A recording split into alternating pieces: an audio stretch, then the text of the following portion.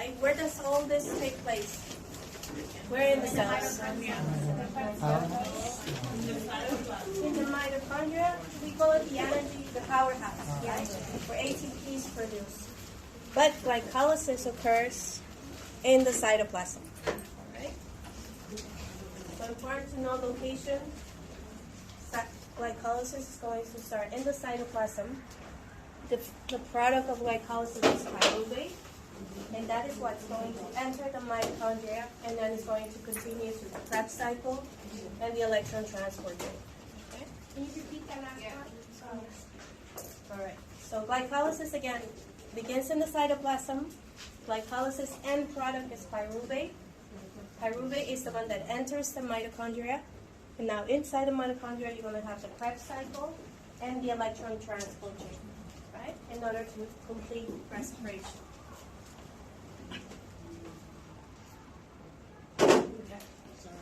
All right. So we know that the cell uses glucose to get the energy, right? Why glucose? Out of all the different sugars. There's three main reasons. Okay. One of them is that glucose has been available always. Right? Even in prebiotic conditions, glucose can be formed. So it has been there always. So it has been the choice because of that. Okay.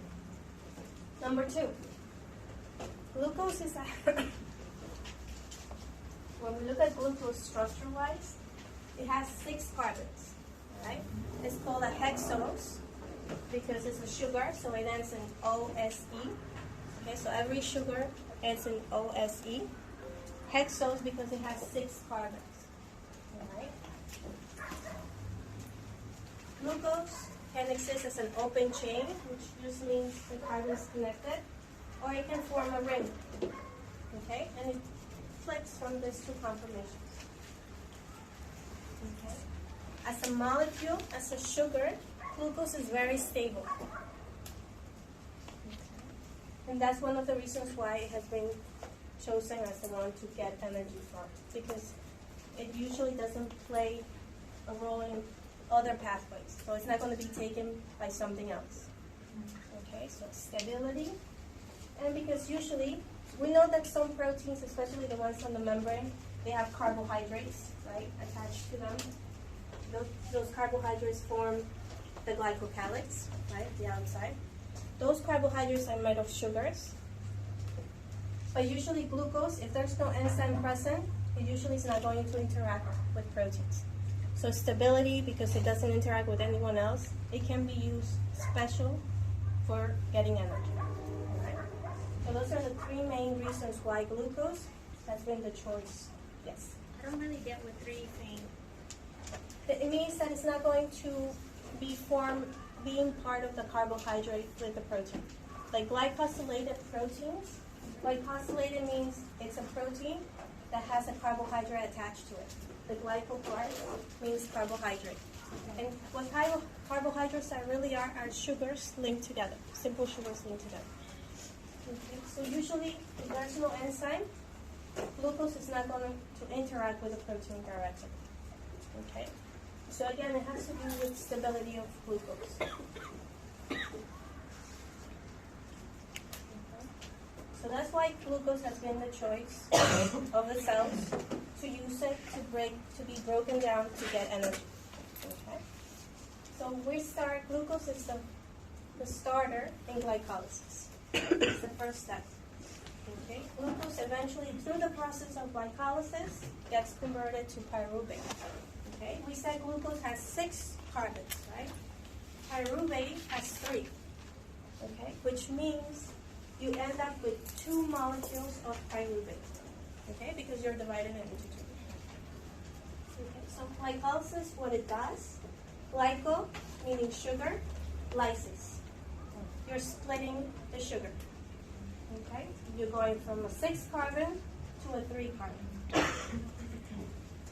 And that's where the name comes from, glycolysis. Now, pyruvate, in the process of glycolysis, how many ATPs do we produce? 2, right? So it's not a lot. All right? So pyruvate can be further used to produce more ATP, right? If it goes through the Krebs cycle and the electron transport chain, it can completely be reduced to carbon dioxide and water, right? That's the usual pathway, and that's when you get the most ATPs, right? Altogether, how many? 38. Okay. So very efficient, right? You break down glucose all the way to carbon dioxide and water, and you get 38 ATPs. That's a very efficient process. But there are other microorganisms that usually can carry out fermentation, right, and produce ethanol, for example. Our muscle cells sometimes, if they need energy quick, they will just carry out fermentation and produce lactic acid. Right? So there are other processes besides the Krebs cycle and the electron transport chain. Okay. But when glucose gets through the whole process of glycolysis, Krebs cycle, electron transport chain, all the way to being converted to carbon dioxide, we say glucose has been completely oxidized. Okay? So complete oxidation only happens when you go through glycolysis, the Krebs cycle, and the electron transport chain. Can you repeat that one? Try to keep up with me. So glucose, in order for glucose to be completely oxidized to carbon dioxide and water, the process is glycolysis, Krebs cycle, and the electron transport chain.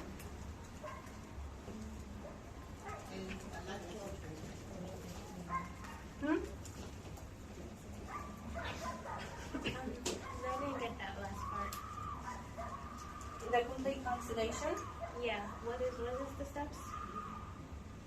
glycolysis, the Krebs cycle, and the electron transport chain. The Krebs cycle. Okay, that's how you reach. Yes. So this chapter, chapter 16, only focuses on the first glycolysis. Right? So we're going to go from glucose to pyruvate. What was the last part? The train transport? Electron transport chain.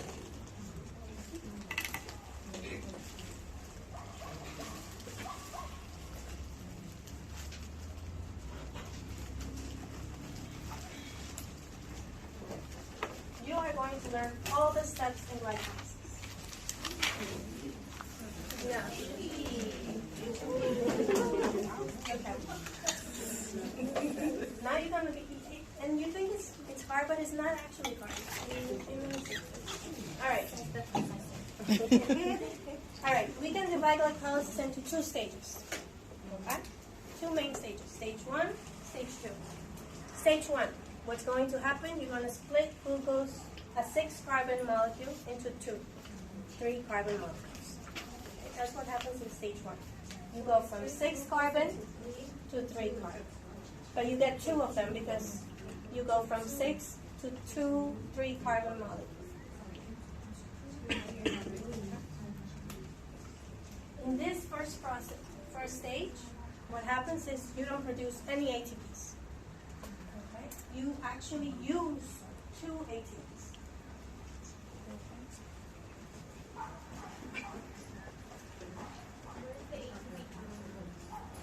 The cell. The cell is going to spend energy for the first stage. So it's going to be indefinite because it's using 2 ATPs. It's not producing anything. Second stage. In the second stage is where we produce ATP. Okay? It's going to be 4 ATPs are going to be produced.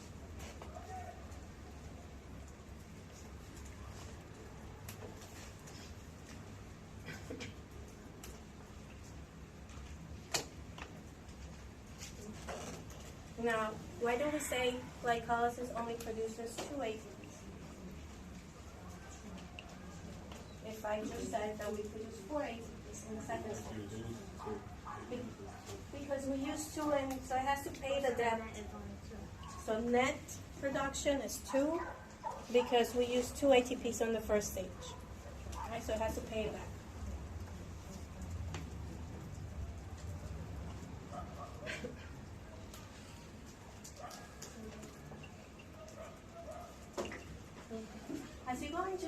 actually in the electron transport chain, and we'll cover this when we go into that chapter, is that it really what's going to drive the production of ATP is the movement of electrons.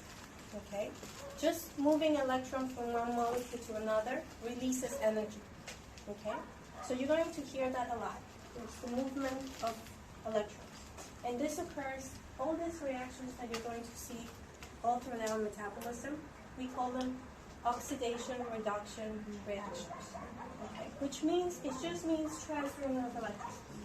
Okay? So the molecule that loses an electron is oxidized, and the one that gains it is reduced.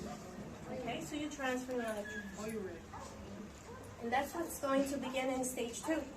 You're going to transfer electrons into a carrier. Okay? And this molecule is going to carry the electrons to the next stage, to the electron transport. Okay?